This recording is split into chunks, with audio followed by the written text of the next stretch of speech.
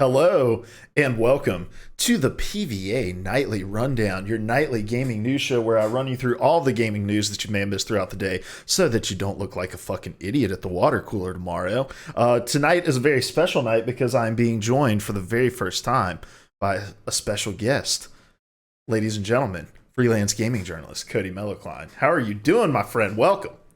I'm doing real good. I'm excited to be on this show for the first time, or a different show of ours for the first time. That's right. Yeah. So he is the regular co-host of PvA Radio, which we do every Wednesday night at 9:30 p.m. Eastern time, right over here on twitch.tv/PvA Radio. But we've been trying to organize a time for you to hop on this rundown show since back when it was a weekly show, the PvA Weekly Rundown that we did on Saturday morning. So I'm excited to have you on. I'm excited for hopefully some people to jump in the chat and chat along with us because for the very first time also, Cody has the stream pulled up while we're doing this show, which he never does. I'm always afraid my computer will just explode. Oh, that's a good point. I always just assumed it was you would get too distracted by people in the chat if you had it up. No, I'm just afraid my computer will light on fire in my lap, but for the sake of content, I'm doing it. Oh, well, yeah, that's right. It would be a very well-viewed VOD if you just catch on fire.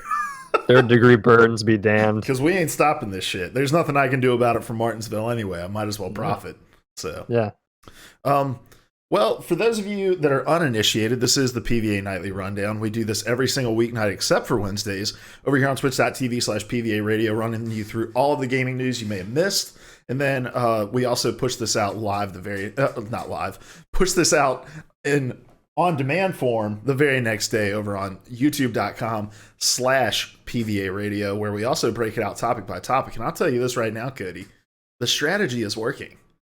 I've noticed. It has been very, very good to us, and I am enjoying it. So if you're watching over on Twitch, feel free to leave if you're watching over on YouTube, feel free to leave a comment. But if you're watching on Twitch, the whole purpose of this show is for you to interact with us, talk about things with us, take us totally off topic, because we tend to we like to do that as well. So anyway, what have you been up to today, man? We normally spend the first 5 minutes just bullshitting about our days. Oh, what did I get up to today? Doing a lot of looking through emails for a story I'm working on at work. Mm-hmm. We FOIA'd a bunch of documents from the government, so we're looking through those. But that's really all it was. That makes it sound very CIA of you. Like we're just pilfering through some government documents trying to see what we can unearth. Man. That's just journalism. Real journalism. Well, that's cool, man. I was telling you before the show, I had 6 hours of internal meetings today, and it was just as awful as it sounds. Dude, so one of the meetings was just our normal like department meeting, and those are always like pretty productive. We kind of hash out any issues we're going through as a company, like as a department, and work through them, which is good. But then we had one where like we were being taught the back end of WordPress, and I'm like, dude, like we've all been in here for a long time.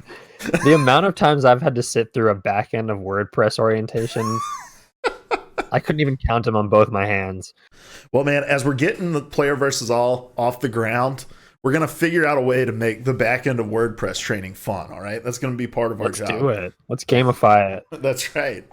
And then my third meeting was we send these client-facing scorecards each month to our clients, and we were talking about how to improve those for an hour and a half. How do you not just like walk out of the office? Oh my gosh. Well, we were talking about Google Data Studio, and I kept calling it Google Stadia. I was like, well, Google Stadia Data Studio. And I was getting called out. People telling me I needed to get video games out of my head. And I was like, the fact that you guys even know that that's video game related. Yeah. Awesome. Well, it tells you something about Google. Yesterday, a guy posted a GIF in our G chat of a professional Call of Duty player just pointing up, and it said this underneath him because he was asking for help on something he just asked. And I was like, yo, that's a professional Call of Duty player. And they were all like, nerd. Mainstream. It's hitting the mainstream. It's hitting it, man. It's on Giphy or Jiffy, whatever you call it, if you look up this. So You use G-Chat? Dude, it's all well. It Not makes like Slack or. I'd love to use Slack, but GChat is a free solution where, so like with Slack, it's free for a certain amount of storage, but I think it only stores like 10,000 messages or something like that. And we send so many messages as a company that if it deleted it after 10,000, then we would lose stuff after like a week. Fair enough. We can't really afford to do that. Yeah. I'd rather them just pay for Slack, but I don't have a company credit card, and there's probably a reason for it. All right, well, let's jump into it, man. Let's get the show started like we get every show started with the games releasing today. And as always, we pull this over from This Week in Games over on Kotaku. Zach Zweisen puts this together, and as much as we appreciate it, we also scrutinize it very much because that 22222 Tea Party game actually doesn't release until August 14th. Zach Zweisen is a liar. Get your shit together. We're going to email Jason Schreier. We'll get him on the horn. I'll call him in. Hold on. What's his Discord? You think Jason Schreier has Discord? Oh, 100%. He's got to have I bet he Discord. interviews through Discord. That's probably true. What servers do you think Jason Schreier's a part of? I don't know. I think, doesn't Waypoint, or what used to be Waypoint, have a Discord? Probably. Like a Vice Games Discord, like just a community one? Probably. He's probably a part of that one. Does Kotaku have a Discord? It's a good question. The Kotaku comments are the only comments I read on the internet. Yeah, no, I read those in the AV Club comments a lot. Because there tends to be some decent discussion that goes on. I mean, like any comment section, it gets nutty at times. But it's the only comment section I jump in and I'm like, hey, there's some good points being made down here. The article I wrote about Kotaku, I expected to get a bunch of shit for. And then I had people spouting off in the comments about like World War I and like early 19th century Russian history. And I was learning so much from these people. I'm like, you just made my day. You didn't come in here spouting anti-Semitic comments. You came in here with truth and power, and I love it. Nice. And then you looked on the Twitter responses. Yeah. And we're brought immediately back down to earth. It was a whirlwind. It was Whiplash Day. All right, man. Well, let's talk about what's releasing today. We've got Forager coming out on PS4 and Switch. Morphe's Law, not Murphy's Law, Morphe's Law coming out on PC. The Blackout Club on PS4, Xbox One, and PC. Mutant Year Zero Road to Eden is getting a Switch release today. Solo Islands of the Heart on PS4.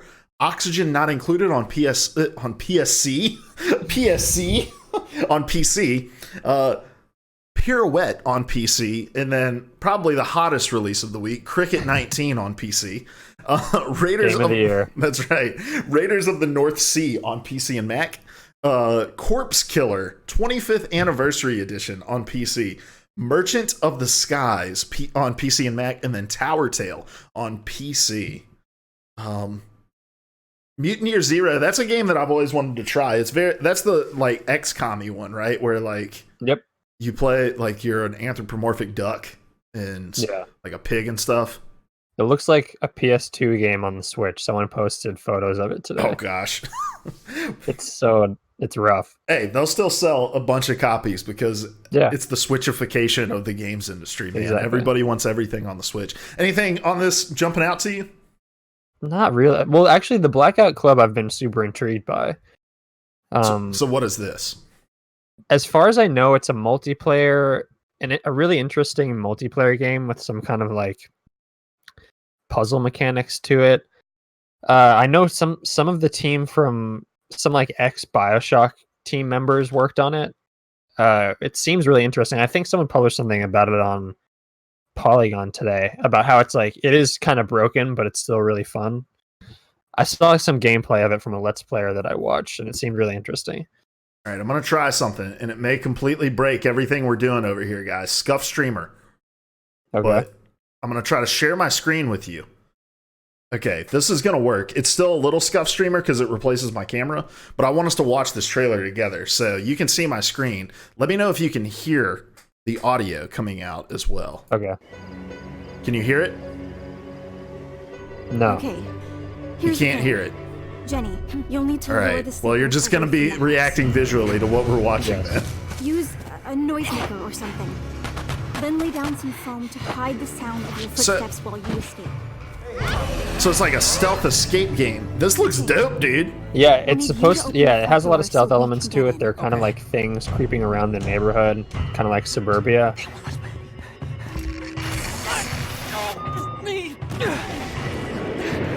I don't know how many players can play it. It's a pretty.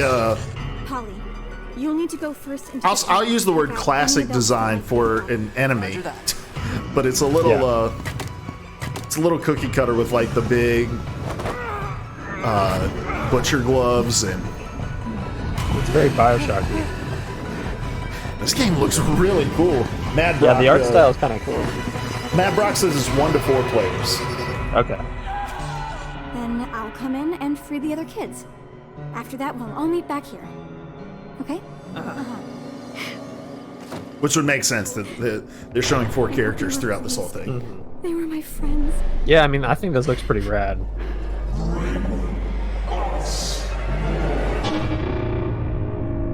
Dude, that would be a fun game to stream. Yeah. So that game is out today. I'm gonna stop sharing my screen now, I think. If I can figure out how to do that. Stop sharing your screen. Now load my camera. Do it. Oh gosh. Did it break my camera? There we go. There you go. This is the first time with a guest, guys. We're figuring it out. So yeah, those are all of your games releasing today. If anybody wants to watch the Cricket 19, stick around for the post show. All right. I'm gonna be streaming it for 24 hours straight. That's all very much a lie. All right, let's move on to the news. So I don't have to share my screen because you can just pull these stories up on your own. And let's get to the first item on the list. The PlayStation 4 reached a very huge milestone today. This is from Steven Totillo over at Kotaku. It says, the PS5 may be on the horizon, but the PS4 is far from dead. Sony reports that they have now shipped 100 million PS4s between the machine's late 2013 launch and June 30th of this year. Sony's most recent figure for the summer of PS4s actually sold to customers is 91.6 million through the end of 2018. Daniel Ahmed, an industry analyst and tweeter of jokes, said that the PS4 has reached the 100 million mark faster than the phenomenally successful PS2 and Wii, and you can see this very astute chart that he has placed in his tweet here. Cody, PS4, we already knew it was a monumental success before these numbers, but this just solidifies it, right? Oh, 100%. And this sets them up really nicely to have a pretty sizable install base for whatever the PS5 brings as well. The numbers, especially compared to the Wii and the PS2, are really impressive, but the chart, and it highlights it in the article, Totillo is astute to point out the fact that the Switch is on track to sell extremely well compared to even the consoles that we just mentioned, which is pretty incredible. Yeah, so I've got it pulled back up here, and I've got the graph blown up for our viewers. So you see the PS4 is this blue line that's moving through here. Mm-hmm. The purple line that's a little shorter, because this is tracking months since launched over here on the x-axis. This is the Nintendo Switch, and it's tracking right alongside the PlayStation 4. So, which is pretty impressive. Then you've got, you have the 360 down here as well, and it's interesting. I'd be curious to see where the Xbox One would land on this. Now we haven't been given any kind of like solid numbers for Xbox One sales. Everything that we have has been like speculation based off of some third-party source that has mentioned something. It's always like real napkin math to get to the Xbox One numbers.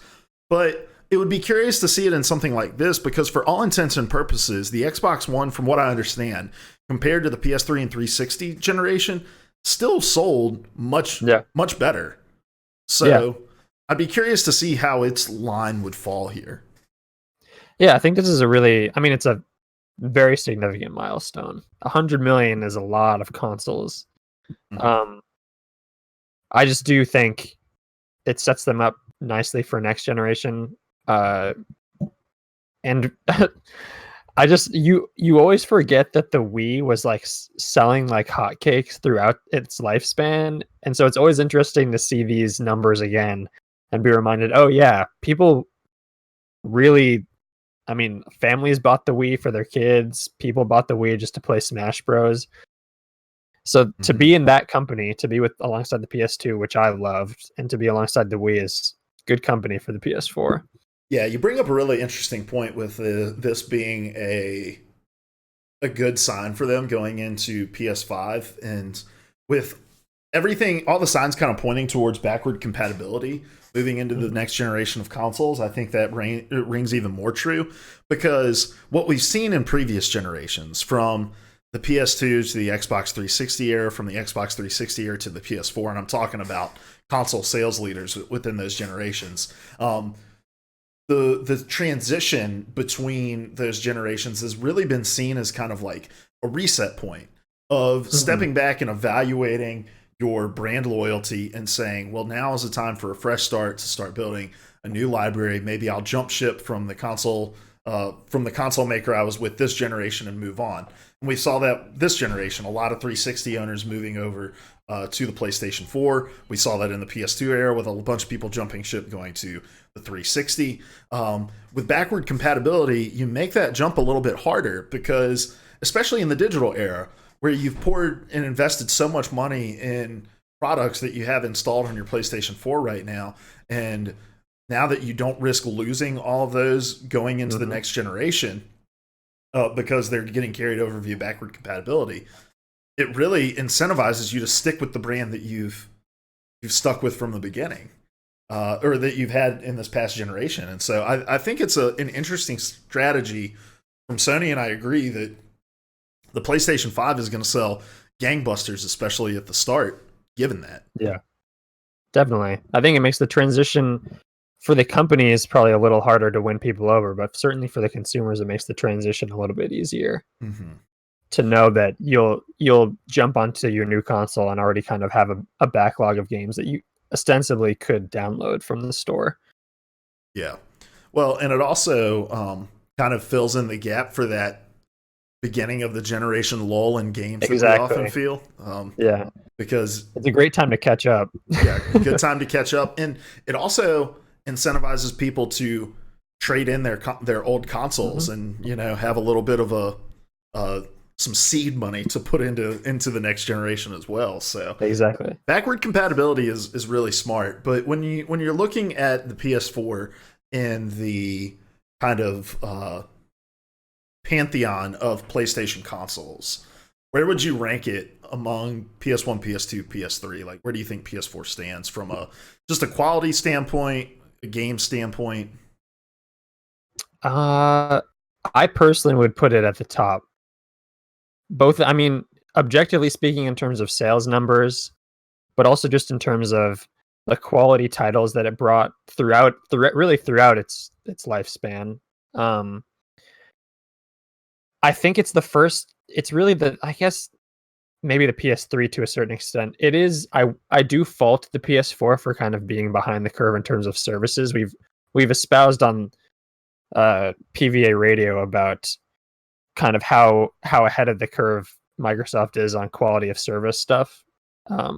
I do think that's the area where the PS4 lagged behind, but it's compared to the other PlayStation consoles, even that is far superior to those, mostly because two of them didn't really have to worry about it, and the third one did, but it kind of largely ignored it and had a Blu-ray player. Yeah. So I personally would put the PS4 at the top of the PlayStation pile. I love the PS2. The PS2 was my second console and still one of my favorite consoles ever, but I just think the titles we've gotten on the PS4 far exceed the quality that we received on PS2, and that for some people that might be controversial, but I don't think it really is. Yeah, no, and I stay on the same place with you, just from the quality of both first party releases and the diversity of first party releases that we've seen and exclusive releases on it, and then just the sheer number of really excellent third party games as well that we've seen across this generation. And then I think this generation is, and you know, PS4, Xbox One included, like, I think it was an important generation for gaming because the narrative coming into this was it's going to be the last generation of console gaming, and like that was not some little like niche corner of the industry that was talking about that. I think I looked back a couple of years ago, and like there were really big outlets that were writing about this speculation that this was going to be it for console gaming, and now we're looking at the fastest selling console of all time in terms of reaching 100 million units sold, and it's just like it makes those articles from 6 years ago look really, really silly, and it's because of the quality of games that we've gotten across all major game makers, and then also the indie scene has exploded as well with quality content. Yeah, the indie and the kind of what we've coined the AA space as well has kind of taken off. Yeah. Well, the AA space that we've seemingly reclaimed because it used to exist. Yeah, and then it went away. Sort of kind of remanifested itself. Yeah. Because game development is not sustainable. Yeah. Who'd have thought? You can't just mow through employees and rely solely on contract work. Wild concepts. So these numbers are interesting. So the PS2 is still the best selling, correct? I believe so. And so let me look this up because I don't want to spout out anything that isn't true. Best selling console of all time. According to this graph, it certainly is, but yeah, let's see. Top 15 best-selling game consoles of all time. All right, here we go. Please, IGN, don't start with number 15. Damn it. Okay, it's not a slideshow. It really is a list. So, PS2, 159 million units sold. No way PS4 catches that, right? Probably not. It would have to sell 60 million copies in we assume a year, because we've largely been informed that the next gen will launch late next year. I don't think. I would actually love to see the numbers for that. How many PS2s sold after the launch of the PS3? Dude, I think Chrome just shit the bed. You're just having a great day. Seriously. Because now Chrome's not opening at all. Am I going to have to use Microsoft Edge? Oh. Did Microsoft Edge finally get its way? I'm going to try Chrome one more time and see. But yeah, I'd be curious to see how many PlayStation 2 sold after the PS3 launched, because I imagine it's not an insignificant number. I was about to say, I think there's usually an uptick in the amount of people who buy the console again after the next one launches. Because you're going to get a price cut for it. That's where the biggest, and all the games get discounted. There's a huge library of games. We're probably going to see a little bit less of that on the software side.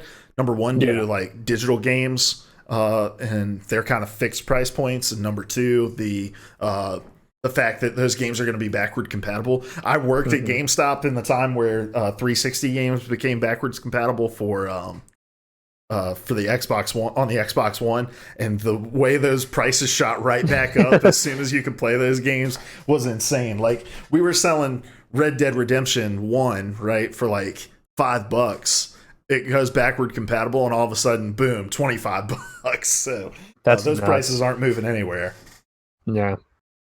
So I'm still trying to. Microsoft Edge is getting its way right now, and it's really that's all right. Breaking my heart.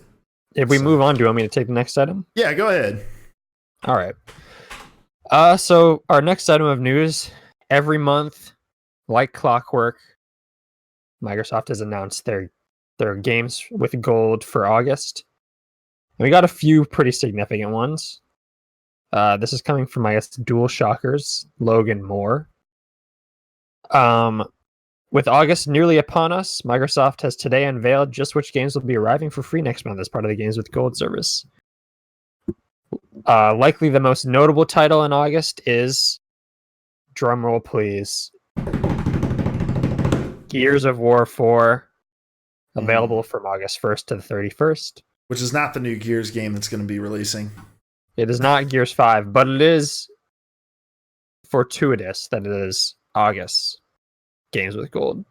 Then we also have Forza Motorsport 6 from the 16th to September 15th, and then for 360, because every month you also get 2 360 games for free. We have Torchlight available from the 1st to the 15th, and what is this? Castlevania Lords of Shadow. Mm-hmm. The Sorry. most popular Castlevania game. Yes, the classic, which is available from the August 16th to 31st. Mm-hmm.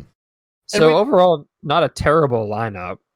Yeah, we don't normally talk games with gold, or because in my opinion, it's not really news. Like, it's just like you said, it's clockwork. Every single month you get new games. I wanted to bring this up because we do have the Gears 5 hype train is in full motion now. You know, we've had some tech tests. The game releases in August, right? August 20th? No, it releases in September. In September. So they're giving this game to you a month ahead of time. And I don't know, where do you kind of see Gears sitting in the library of games of first party games for Microsoft? Like, where does it sit in their crown of exclusives? Yeah, like, and where is its place currently in their strategy? I think they want it to matter more than it does in the culture right now. Mm-hmm. I do think there seems to be a hefty amount of obviously resources put behind it. Like, there was a big push at E3, although we didn't see too much of it on the stage. We saw quite a bit. People saw quite a bit of it behind underneath the stage because of their absurd production. Where they were like, these 3 people are going to play this new mode, and then we didn't get to see those 3 people play this new mode. But people played it on the show floor and came away largely positive. Mm-hmm. I think you're right that they're trying to build the hype train. I just don't know how much that resonates in 2019. Yeah.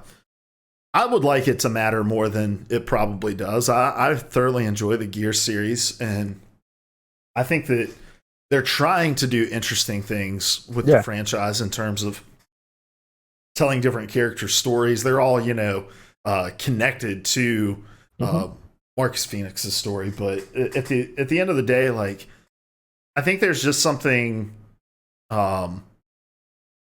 something just in the foundation of Gears that's going to struggle to connect with an audience it hasn't already connected with.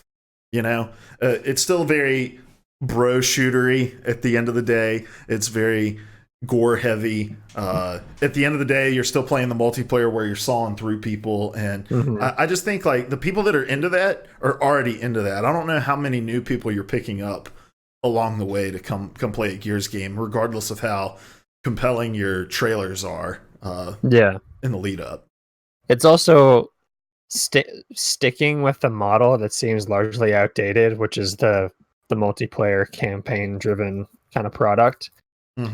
Although I will admit that I think it was the first reveal we saw, which was like the really story heavy stuff, really had me intrigued. I've never been a fan of Gears of War largely because of its bro shooter kind of facade. Although I gather from what people tell me that there is some real heart to it, and that the characters are great, and that there's actually quite a bit of depth to the stories, at least on a maybe not a thematic level, but just in terms of an emotional level. So the fact that you play as Kate Diaz, a woman in a largely masculine-centered game, seems really interesting to me. But again, it's not. I don't think that's enough incentive for me to buy this game. And so if me, someone who did grow up with Gears alongside Gears, is not really willing to dive onto the Gears train, I don't know if they can get the Fortnite crowd, the younger Fortnite kids, to get on board this. Oh yeah, no, that you're right. The model that they're using for this game is far outdated. It's I think that they're still trying to get by on the whole idea of, like, all the DLC's free and this, that, and the other. But it's like, and Call of Duty really learned this, I think, with Black Ops 4. This idea that, like, it's essentially 3 separate games because it's 3 separate modes and there's no real connection across them. is struggling to find a place, and I'm still really curious about Microsoft's direction with Halo, because I feel like they're probably moving away from that idea of like, here's our campaign and here's our multiplayer and here's some third option.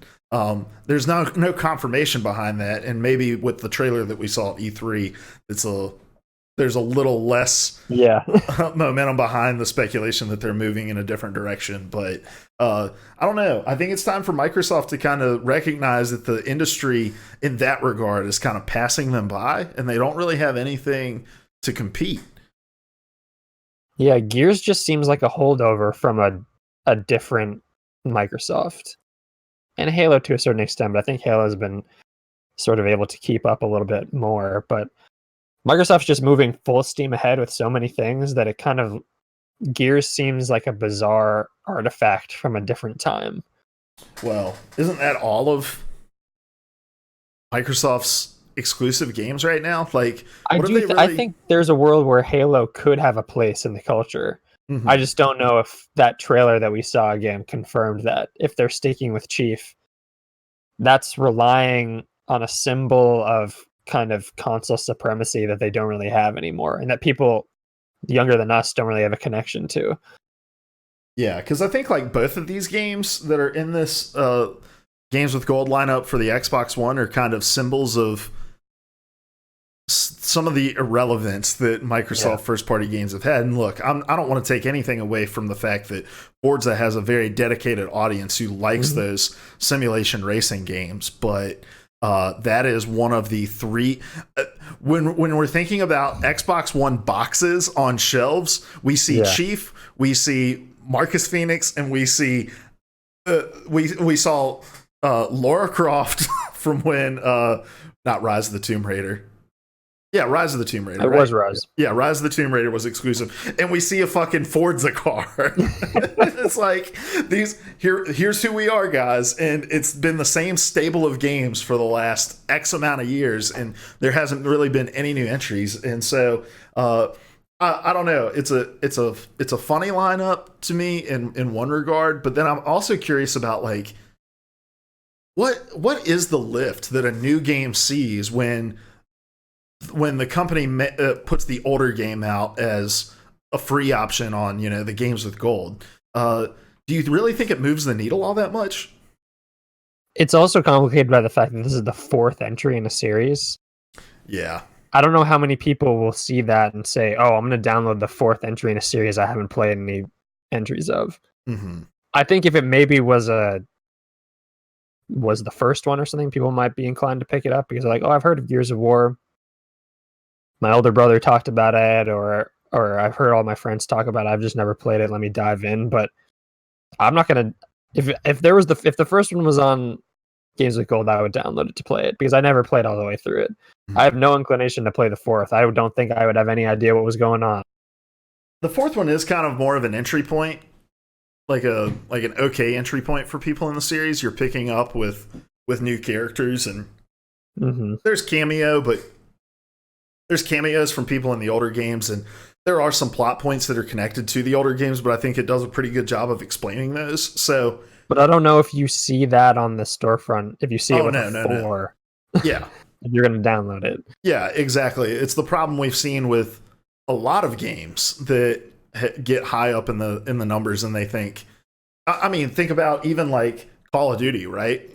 Call of Duty is Modern Warfare, not Call of Duty Modern Warfare 4. Exactly. Because, and of all the games that Modern people will Warfare. not be frightened, Modern Warfare. Of all the games that people would never be frightened by the number on the box because they feel like, can I really jump into this series with you? Call of Duty recognized that a high number is kind of a red flag for some people, and it's something to stay away from. So. Yeah, we don't normally talk about those games, but I just wanted to talk a little bit about Gears and its place and just the strategy as a whole, because if I just don't see it, I don't care if it's 4 or if it's even the first one in a franchise. If it's not something that you're already interested in, I just don't think releasing a game like that on your Games with Gold platform is going to increase sales for the next game that's coming out. I'd be interested to see the numbers for that if they've done that before and it worked out. Yeah, but sure they're not doing it without being informed by something from the Oh past. yeah, it's a decision made with probably data in mind. So I think my computer has completely decided that the internet is not going to work. Cool. Because Edge didn't load either. So I've got my Mac over here pulled up with the news. That's why I was being rude and like typing on this computer over here to the side. My apologies. Do what you got to do. So let's move on. This is from Austin Goslin over at Polygon talking about the next Apex Legends invitational that's going to be happening. The Apex Legends preseason invitational tournament. It's going to be in, is that Krakow? Yes. Krakow, Poland. It says the Apex Legends competitive scene is already booming. With one tournament under its belt and another one on the way next month, Respawn Entertainment announced the game's next big competition, the Apex Legends Preseason Invitational. The invitation-only tournament will include 80 teams from around the world specifically chosen by Respawn. These teams will then face off for their share of the $500,000 prize pool. Respawn will host the tournament in Krakow, Poland from September 13th to 15th. Because the event is by invitation only, there will be no qualifier for this tournament. Instead, teams will have to register on the Apex Legends website to have a chance at being selected. While the Invitational is certainly a major tournament, it isn't the first that Apex has had. Apex's first major tournament was the EXP Pro-Am from earlier this month. In early August, the game will have its biggest tournament yet at the 2019 X Games. Who knew those things were still around? I know. That was me interjecting. It says the article continues. The X Games tournament will be a combination of invited teams and teams from online qualifiers that were held for the tournament back in June. All these competitions are a part of Apex Legends preseasons. It isn't clear yet what will happen after that when the game's first real competitive season begins, but it's possible that Respawn may have plans for either a more regulated tournament structure or a seasonal and league setup similar to League of Legends, LCS, or the Overwatch League. All right, we don't normally read the entire story, but I thought there were some interesting tidbits throughout here. First of all, what do you think of Apex Legends as an esport, and maybe even more broadly, what do you think of battle royales as an esport? I think they present a really unique opportunity, as we saw with the massive Fortnite tournament that took place recently, and you talked about this on the show, I think yesterday, correct? Yes.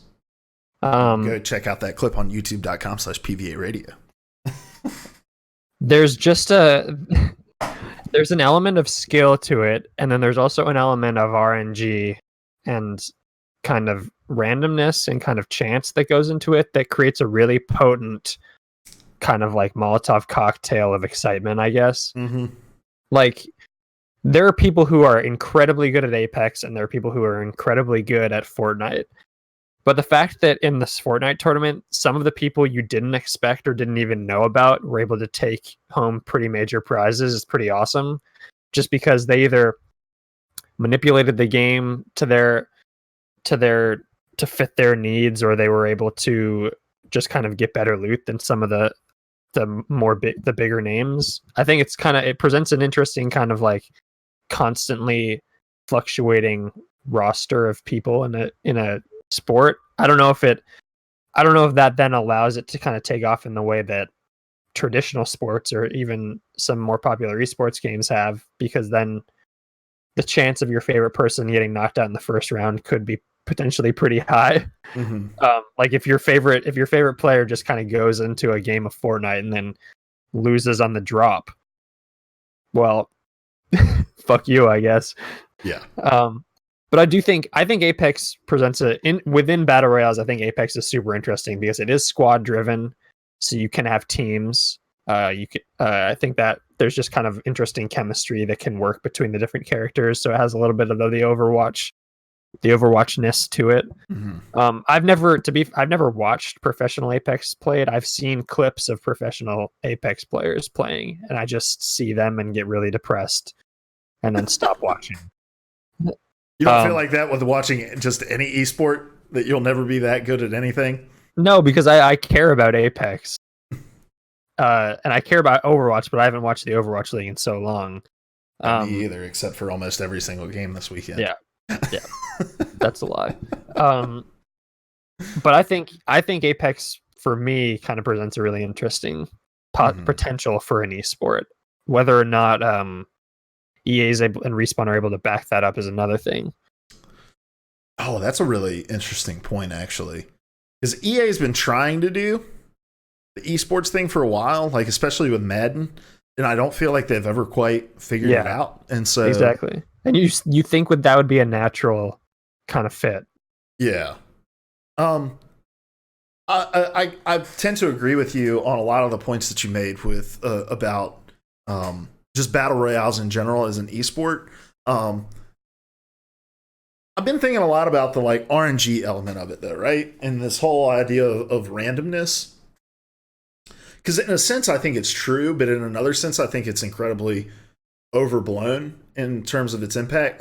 Because first of all, you know where loot is going to be, or have the best chance that it's going to where high loot areas, right? Like, you know, if you drop in between named areas over in the middle of nowhere, you're probably not going to find anything. Mm-hmm. Whereas if you drop down in the Bone Zone, or Skull Town as it's more kosherly referred to,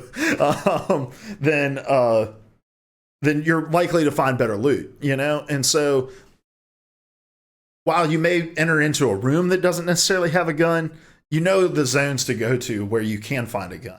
And then the other thing is just the scoring system is not fully dependent on just who makes it the farthest in the game. Mm-hmm. Sure, you get additional points for if you place in the top 2, 3, 5, but you also get points for kills. And once you get into the deeper stages of a tournament, it's not generally decided on one map. It's several matches, compiled together. And so I think it makes it exciting. Like, if you're tuning in because, oh man, you're one of the 75 billion people that watch Ninja on Twitch and you want to watch Ninja perform and he gets dropped immediately in the first match, well, you know, second match coming out, he's going to have to fucking pop off, like, in order to make up ground. And that's exciting to me. Where I think that, and so I think that Fortnite has randomness and chance in it almost as much as a lot of traditional sports do, you know? Like, you think about a game like baseball, and let's think about this example in the NFL, right? And everybody thinks like NFL, height of competition, it's man versus man, strength versus strength, speed versus speed. There's a case going before a court over a blown call in the NFC Championship game from last year. Totally out of the control of the 22 guys that were involved in the play.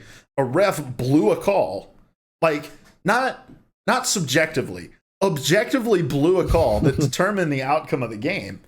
And how is that any different from I dropped in the first room that I went into didn't have a gun? Like, I think it's a different kind of randomness, but I get your point.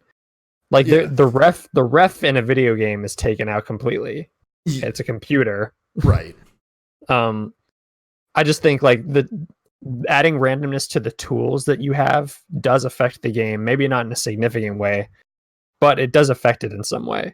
Mm-hmm. I also think for Apex, unlike Fortnite, the tools you have to get in and out of combat are so significant. Mm-hmm. Like, you can grapple out, you can teleport out, that the chances of you getting dropped in the first few seconds of the game is a little bit less than it would be in Fortnite. Mm-hmm. And in Fortnite, you have the chance to build out, though. You know, like, but you have to mine for resources at first as well. Yeah. So I think the randomness makes it a little bit exciting. Yeah, and the comparison isn't necessarily in the randomness more than where it's more so in the arena of just like, there are things in traditional sports that are outside of the player's controls that are having a massive impact on the game. You know, think about like a baseball player. There is a 1 in X amount of % of chance that every time he steps up to the plate, his bat is going to shatter on contact, and he's not going to get anything out of it. Could have been the purest swing, made the purest contact, but the bat just exploded in his hands, you know? Like, there are things that are outside, and that's probably more close to randomness in a game, but every game has things that are outside of your control. And this whole idea of like, oh man, it's not a pure competitive experience because somebody may get an awesome gun in the first room they go into and the next person may get some bandages. And the other thing is just like, you are not able to win these tournaments without being really fucking good, you know? Oh, yeah. Like, nobody's just waltzing into these lucking out that everybody took everybody else out and they just went and hid in a tree somewhere and somehow found success. Like, the competition level in these things is still massively, massively high. Every single person there deserves to be there. Exactly. It does present the chance for people who you might not know about to kind of, like we saw in this last tournament, to kind of step up, which is cool. Mm-hmm. Just because, like, the sheer amount of people playing Fortnite at a high level compared to the people, the names you know, there's a pretty big disparity there. Like, Ninja didn't even qualify for the tournament. Mm-hmm. He didn't make it in because there are a lot of other people out there just as good, if not better. They just don't happen to have the Twitch subscribers. Yeah. Or the book deal. Yeah, exactly. Yeah. So moving into like kind of Apex's future, this is interesting. It's a preseason invitational. Mm-hmm. It was clear from the outset that they wanted this game to grow into a massively competitive scene. There were tournaments for Apex Legends within the first month of its release that were happening. There was like a Twitch Rivals tournament in the first couple weeks of its release. So It's clear that this was always kind of a part of the trajectory. They mentioned a couple models in the article, you know, talking about like a tournament circuit or even going into like a league style, like the LCS or Overwatch League. Do you think this game kind of lends itself better to a specific model over another kind of model? I could see it going either way, but I would love to see sort of a league seasonal model, kind of like the Overwatch League or LCS, just because I think the squad-based nature of it presents a really appealing draw in that regard. Mm-hmm. I think just from a watchability standpoint, for me, there's a really interesting opportunity to have really well-defined teams with well-defined personalities who are all working together in concert. And I think that is the formula for any great team and any great kind of like cultural touchstone in sports. You want to see the team, you want to see the players, you want to know the players behind the scenes. Mm-hmm. I think the smaller kind of confined nature of it, 3 people, presents that in a much more bite-sized portion. Like for me, for the Overwatch League, I do like the league-based model, but I followed the Boston Uprising, but I couldn't have named every player on the Boston Uprising. I knew kind of like the stars and the people who were at the top, the people who were at like the starters and everything, but it sort of trailed off for me when you got into the bench and stuff, and that their lineup has since changed kind of significantly. But I think having like a 3-man squad with a small bench presents an opportunity for some really cool, just kind of like person to team connection in a league based model. I don't know if they would want to, how they would organize it in terms of where the teams are located, if they would just kind of mimic the Overwatch League. I get the sense that Apex is played by people all over the world, and the fact that they're hosting the tournament in Krakow, Poland is sort of interesting to me. But I would love to see it be like much like the Overwatch League, just because I find that model really appealing. But I can definitely see why, kind of similar to Siege, why it would be more of kind of like a tournament circuit kind of deal. Yeah. Speaking of which, there's a Siege tournament in Raleigh, which is like an hour and 45 minutes away from my house, and I'm seriously considering attending because it seems like it'd be a fucking blast. But yeah, pro scene for that game is awesome. But yeah, to your point, which would I prefer? I would definitely prefer more of a league model. I'd be curious about 2 things. Number one, how many squads drop into a match? It's like 25, right? There are 80 25? Players. How many players are there in total? 80. Yeah. So yeah, let's call it 25. So you got 25 squads that are dropping in. With, like that's 25 owners that you'd have to find for that model. That's 25 organizations who would be willing to fund the living expenses and salary of those players, because the way most of the organizations work is they're helping you to broker sponsorship deals and build your Twitch audience, and then you get a portion of the winnings from that organization because they're facilitating, right? I don't know if there are 25 organizations healthy enough to really jump in the early phases to make Apex Legends work, and that's only if we're going off of one map of people, and that would be a really interesting concept. Like, what other league is everybody competing at the same time against everybody else? So that'd be the first thing I'd be curious on. The second thing would be, what would the scoring look like? Because even in the even with the Fortnite World Cup over the weekend, like, the guy the kid who won got well ahead of the competition by the last map, and that was just over like a day of play, right? So extrapolate that out over a season, and how quickly do teams start to drop out and not really have anything to play for? So would it be like you play for the weekend and it's scored like a regular tournament, but then you get points based off of where you placed for the entire weekend that carry over as like your season total? And I'm sure they could figure out a way to make that work, but how do you make it meaningful both in the weekend that you're playing and then in the overall grand scheme of the league that you're playing in? And the only way you could really incentivize people to win is either A, making it worth a lot more to win it than to get in second place, or B, to have some sort of monetary prize for each weekend. And I just don't see that being sustainable. I think, as much as I would like to see it be a league-based model, I again don't know if this is the type of esport that EA should jump in with with that model. Yeah, like you said, it presents a lot of challenges that even the esports we watch now don't really have to contend with just on a season to season basis. Imagine the thing I didn't think about is that all 25 of those teams would be streaming at the same time on Twitch, and ostensibly your team could just drop out in the first 2 minutes of the game, and then you'd have to like migrate over to another Twitch channel. It just presents a lot of logistical, like, it's a logistical nightmare that I don't know if EA and Respawn are equipped to tackle at this point. Maybe it's something they build up to after kind of getting a few tournaments under their belt and a few kind of like tournament circuits under their belt.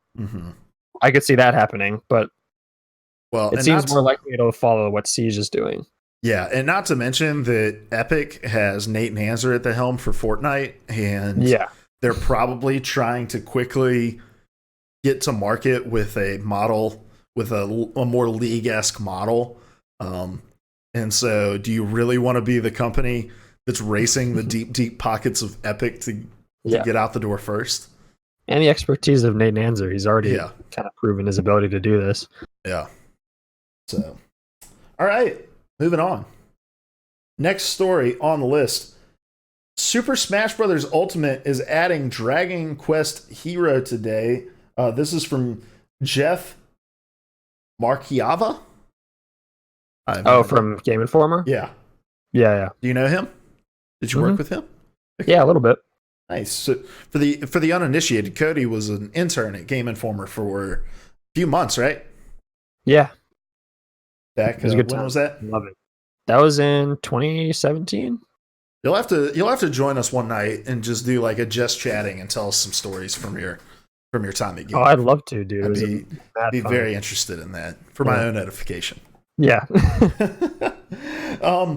So the story reads, a new hero is coming to Super Smash Bros. Ultimate today, literally. The unnamed protagonist from the Dragon Quest series is the latest fighter to be added to Super Smash Bros. Ultimate's expansive roster and will be available at an unannounced time today. Pausing. SSBU? Is that really what people refer to Super Smash as? Super Smash Brothers Ultimate. I guess so. I've never heard that. I've never seen it. That's why it threw me off. He uses the abbreviation. I'm like, I've never seen that before. All right. Anyway, it continues. It'll be available at an unannounced time today. I imagine it's 9:00 on the East Coast. It's probably available. Probably. Hero's fighting style looks similar to other sword-based characters like Link and Marth, but the added element of several Dragon Quest spells. With the added element of several Dragon Quest spells, players can choose from several character variations taken from different titles in the series. All right, I'm going to need you to email this guy and tell him to proofread his shit, all right? Before he publishes this, because he missed a word. So it's available now as a part of the Season Pass or as a part of a DLC pack. There's some other updates that are coming along with this, including tournament mode. There's an easier difficulty in adventure mode. And then the ability to guess which fighter will win in spectator mode, which sounds like you can just say, let's put 4 people in an arena, CPU fighting against each other, and we're going to bid like we're watching the ponies. Am I understanding that right? I think so. All right. I'm very curious, Cody, because before we went live, you said you have very strong opinions about this, and you said you don't often have strong opinions about Smash. I'm curious to see what your strong opinions are. How do I want to start this? Fuck Super Smash Brothers. No. I don't want to bash them. I like the game a lot. What I will say is this sort of hits on one of my pet peeves that I've had with the series for a while now. First of all, don't put a fucking character in your game if the character doesn't have a name. That should tell you the quality of this character, like, and how many people can relate to it in the first place. I don't play Dragon Quest games, but if your character doesn't even have a name and their just default name is Hero, I'm not gonna fucking select them on the character selection screen. Yeah. But my bigger point is that I think Smash Bros has a problem with its lineup in that this character falls into 2 categories that are already overly represented in Smash Brothers. One is the swordsman. Between Link and the 75 Fire Emblem characters they have, we have too many characters with swords and not enough difference. It adds the element of some spells from Dragon Quest, and so it's totally different, Cody. And then to that, we already have at least 5 characters I can think of that are spellcasters, one of whom also has a sword, Robin. I just don't know if this disappoints me because the characters and the fighters they revealed so far and have released so far are so unique. Like, Piranha Plant doesn't play like anybody else.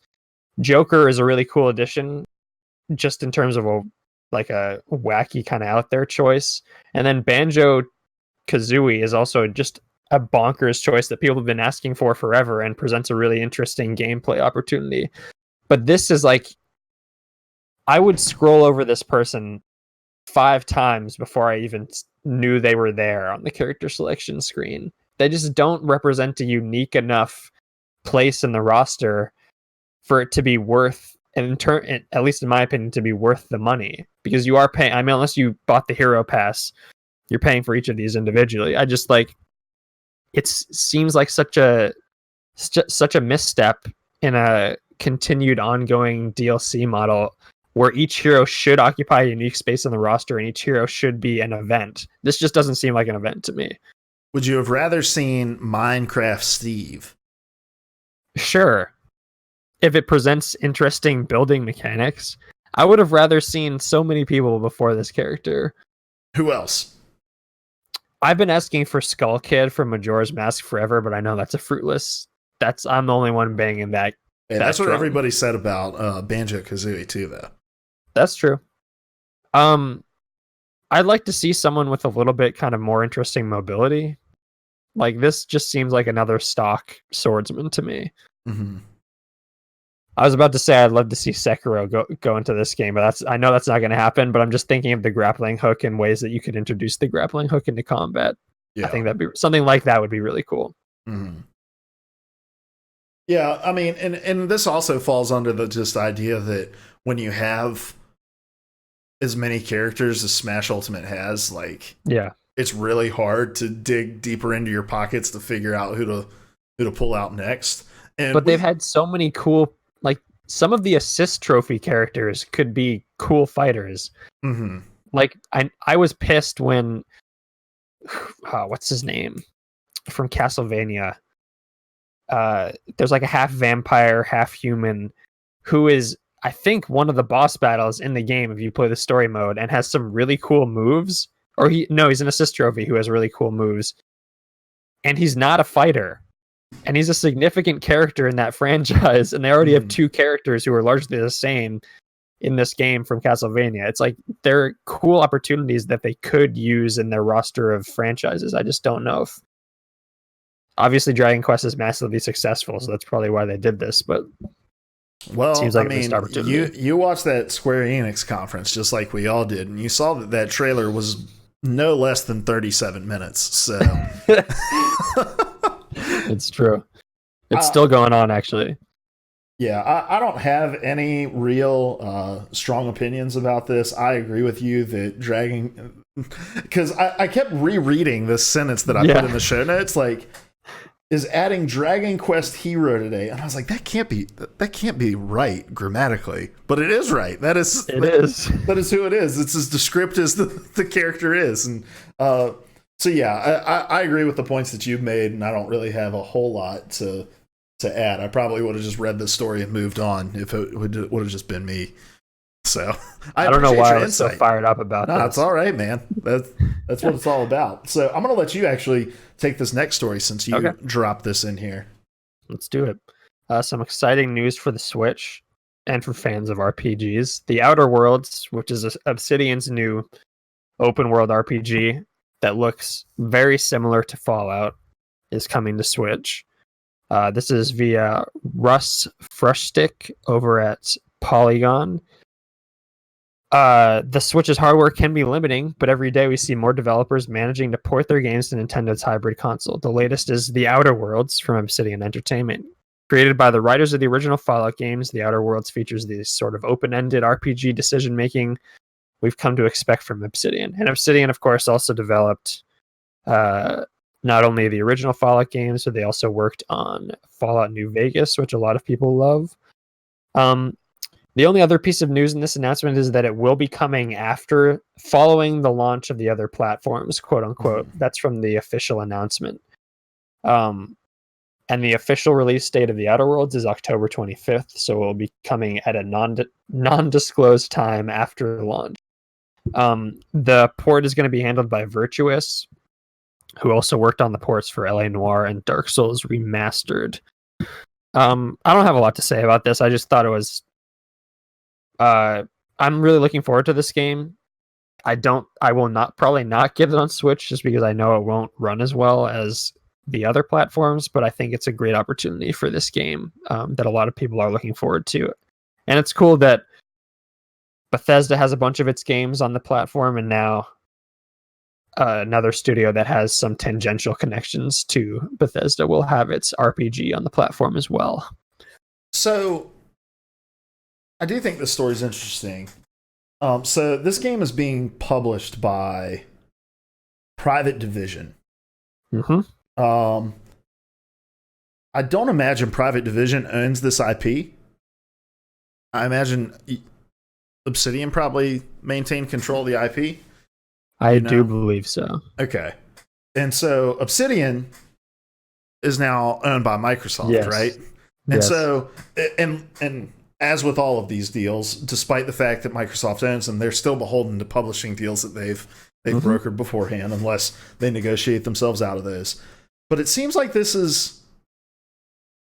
I don't want to say this is like a last-minute thing. I imagine this has been a conversation for a while, but it seems like this conversation perhaps started happening after Obsidian was acquired by Microsoft. And so Microsoft allowing them to go out and pursue this deal and getting it ported over for IP that they own, I think is really interesting, because even though Obsidian probably owns this IP,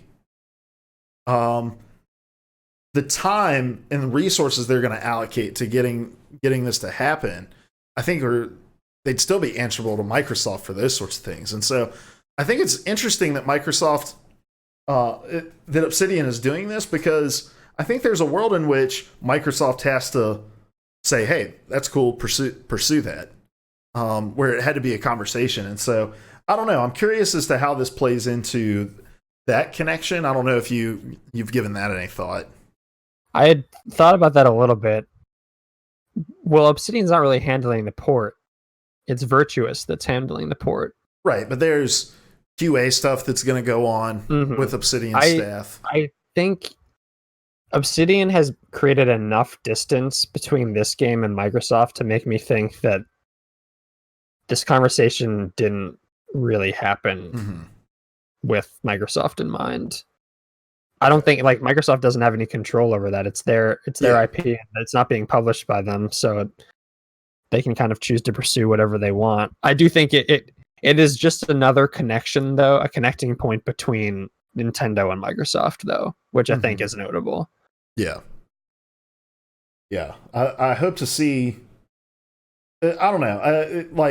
I think what makes the Switch so interesting a platform is not so much the first party stuff. The first party stuff is fine, but the fact that this third party stuff is being put on there with the ability to play it on the go.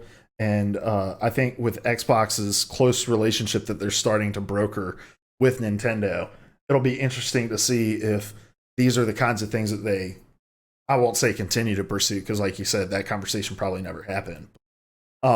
Obsidian is clearly going to be in a good place with Nintendo. They're going to have those channels, and is Microsoft going to take advantage of this? Definitely. All right, moving on. NBA Live has been delayed. This is a story over at GameSpot. I believe this is from our boy Eddie. Once it loads. Seriously, all of my technology is shit in the bed. It is, in fact, Eddie. So I can give you a summary of this story. So NBA Live generally, okay, not generally. It's really hard to say generally with anything for NBA Live, because that franchise has been just through the fucking ringer over the last, probably better part of a decade. But normally you want to release a sports game at the beginning of that sports season. So the NBA season starts in mid-October, so you probably want your games to release in September like NBA 2K does. And that was seemingly the plan for NBA Live ahead of a call with investors that took place today, in which they said they would be delaying the game to Q3 to fiscal year 20 quarter 3, which is October 1st to December 31st. And that, quote, "We're planning a different approach to NBA Live this year, and we'll have more to share in the quarter ahead," end quote. This is according to an EA spokesperson. So Eddie uses the word tumultuous history in his write-up here, and that is not an overstatement by any stretch of the imagination for NBA Live. So NBA Live used to be the king of basketball simulation. Great games. I have a lot of really fond memories, especially with like the early 2000s NBA Live games. Legend of Sora says, "Does that mean that PS4 beat Xbox?" Yes, sure. Yeah, in terms of pure sales, 100%. Then 2K came out, and the big 2K5 year where they decided, "Hey, go download me a hoagie off the internet." internet. Thank you so much, Legend of Sora, for the follow. So the big year for 2K was 2K5, where they decided all of our sports releases are going to be $20, and it like undercut the price of Madden NBA Live by $40. It was a great year to be a sports gamer. And then following that year, they really had a hard time like regaining momentum, to the point where they ended up kind of canceling franchise, and then tried to bring it back with a game called NBA Elite. And it was the same exact approach, a sim style basketball game, but something got memed where there was a glitch that made players go into the T-pose at the half court line in the middle of a game.